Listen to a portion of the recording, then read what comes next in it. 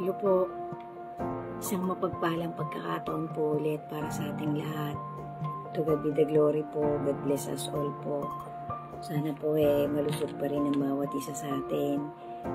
Kasama pa rin natin, kabanding pa rin natin ating original family at hindi pa rin natin nakakalimutan kung ano talaga ang totoong misyon ng bawat isa sa atin. Amen.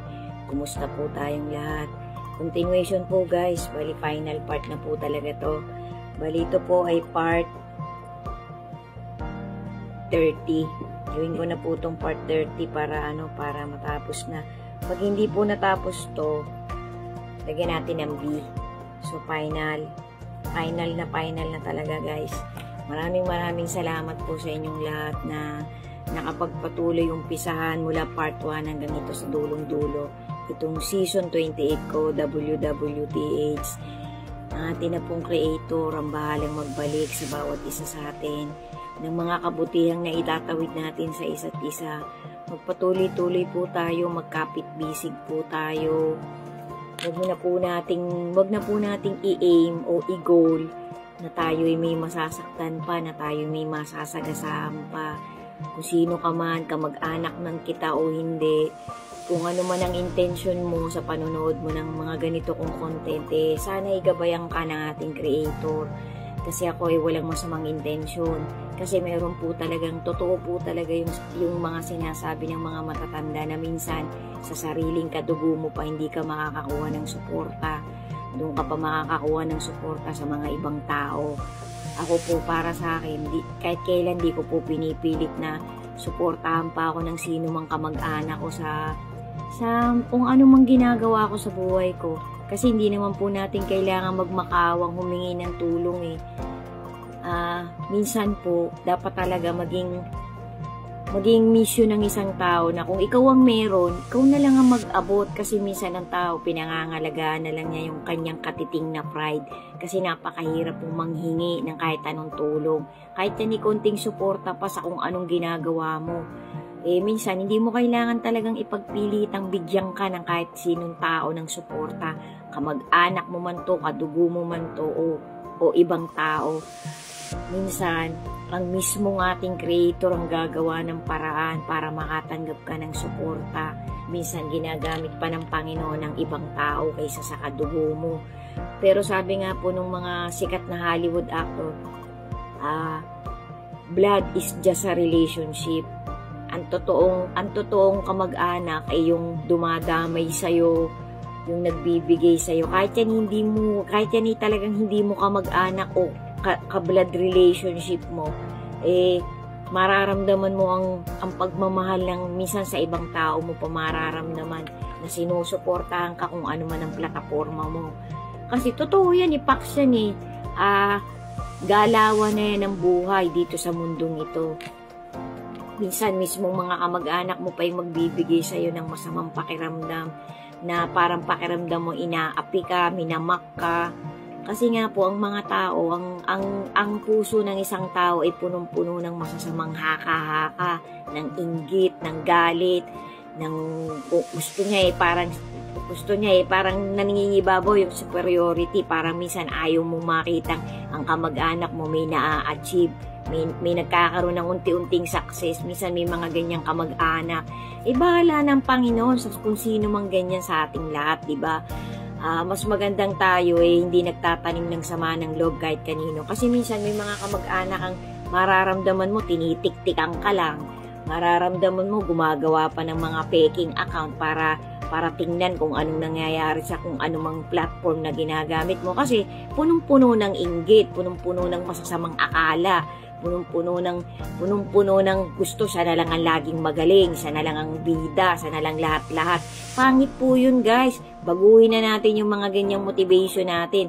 Kasi malapit nang magkaroon ng matitinding dilubyo ang mundong ito. Ano ka, dadatnang ka ng Panginoon, punong-puno ng masasamang akala ang puso mo, punong-puno ng inggit, mismo sa kamag-anak mo pa. Kahit walang ginagawa sa'yo, pag-iisipan mo ng masama. Naku po, ang Diyos na ang bahala, ang Diyos ang nakakakita ng lahat-lahat, ng ginagawa, ng iniisip, ng sinasalita, ng pinaplano Lahat yan ay inililista ng ating creator. Ako po, para sa akin, ang gusto ko, makapagtawid talaga ako ng booster sa sino mang nakakakita o tinatawiran ng content ko na to. Kasi hindi ko naman kontrolado yung pag-ikot ng lahat. Tayong lahat, walang control. Kahit pag ginagamit natin sa business, ang anumang platform na ginagamit natin, ang may control pa rin ay ang mga kinauukulan na nagmamay-ari ng mga broadcasting area ng ginagamit nating platform na to. Yung mga matataas na may-ari ng kung ano ang platform na ginagamit mo, sila ang may control. Kahit pa nagbabayad ka pa, sila pa rin ang may control. Kahit na anong galing mo pang content creator, sila pa rin ang may control. Basta tayo, para sa akin, ang pinakamatinding advice na pwede kong ibigay o perspective sa mga nakakakita ng content ko, gumawa ka ng mabuti na iniisip mo o inaalay mo sa dakilang creator, siya ang nakakakita. At yung hindi mo kayang gawin, siya na ang bahalang gumawa para sa ikabubuti mo. Ganun lang yan, guys. Huwag nating asam-asamin na tayo maging dahilan pa ng ikasasama ng kahit sinong kapwa-tao natin, maging ito'y kamag-anak natin o hindi. Kailangan isapuso natin itong nasa Philippians 4:8, yung lahat ng sinalita ng ating creator. Kasi ang magbibigay sa atin ng sukli ay ang Panginoon. Kung tayo naghahangad ng ikabubuti ng ating kapwa-tao, ang Panginoon ang nakakakita ng tunay na intensyon ng bawat isa sa atin. Ako po, para sa akin, maraming salamat sa lahat ng nagtatapos ng content ko. Sana kahit isa o 10 man lang nang nakakita ng content ko, ay natawiran ko ng tunay na motivasyong itinatawid ko na talagang galing sa gospel ng ating creator. Hindi galing sa haka-haka, hindi galing sa hearsay-hearsay. Galing talaga sa matutuwid na mangangaral, matutuwid na taong ginagamit ng ating Panginoon ngayong generation natin. Kasi ito pong panahon na to ay malapit ng magwakas. Kaya dapat magbago-bago na tayo. Lahat ng masasama mong iniisip sa kapwa mo, ang Panginoon ang nakakakita niyan. Ang Panginoon ang magbabalik. Kung kabutihan ang itinatawid mo, kabutihan din ang babalik sa'yo. At kung kasamaan, puro paghihiganti, puro inggit, puro katarantaduhan, puro kademonyohan, pangit din ang babalik sa'yo kasi karma is watching. Kung may yung iba sa atin di naniniwala sa karma, naku, totoo po yan, guys. Dito pa lang sa lupa nagbibigay na ng justice. Pati doon pag tayo biberde ka na, nandun yung pinaka-final na justice. Totoo yan, guys. Sa maniwala kahit sa hindi, totoong merong verdict. Totoong may isang araw na lahat tayo hahatulan ng dakilang Diyos na gumawa ng buong universe. Amen. So guys, dito na tayo. Bali, ito nga po ay part 30, WWTH Season 28. To God be the glory po talaga. And thank you so much to all of you. So number 9, guys. Number 9. I want God to control my tongue. So Colossians 4 verse 6. Let your speech always be with grace, seasoned with salt, that you may know how you ought to answer each and every one with love and dignity. So sabi po ng pastor na to, talagang dapat tayo, ang bawat salita natin ay ang pagmomotivate ng mga words na lalabas sa bibig natin ay galing talaga sa gospel ng ating creator. Lagi tayong magpaparaan, lagi tayong magpapasensya, lagi tayong magbibigay ng pangunawa. Huwag tayong mapanghusga, huwag tayong mapagbintang, huwag tayong porke na naungusan ka ng kamag-anak mo o nung kung sino mang kakilala mo, kaibigan mo, magagalit ka na kasi gusto mo ikaw lang lagi ang bida. Pangit yun, guys.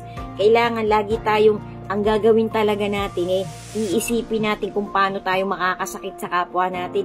Lagi nating papakundanganan yung kaharap natin o sino mang tao. Huwag tayong parang laging gusto natin, ikaw na lang ikaw ang pakikinggan, ikaw na lang ang bida lagi. Pangit yun, guys. Kailangan talaga lahat ng iisipin natin, lahat ng ilalabas ng bibig natin, be always positive. Iingatan mong may masaktan ka, iingatan mong makasagasa ka, magpapasubali ka palagi kasi nakatingin ng ating creator. Nagbibigay siya sa atin ng kung ano talagang itinatapon mo dito kay universe, yung din ang babalik sa'yo. Kasi totoo, guys, what you sow, you will reap. Sundan nyo pa po, final, bali 30B. Naku, Diyos ko, guys, talagang kinapo sa minutes. Sundan nyo pa po, to God be the glory, si God na po ang bahala sa bawat isa sa atin. God bless us all po. Thank you for each and every one of you who finish my contents, and always be steadfast in your faith to our Creator. Amen.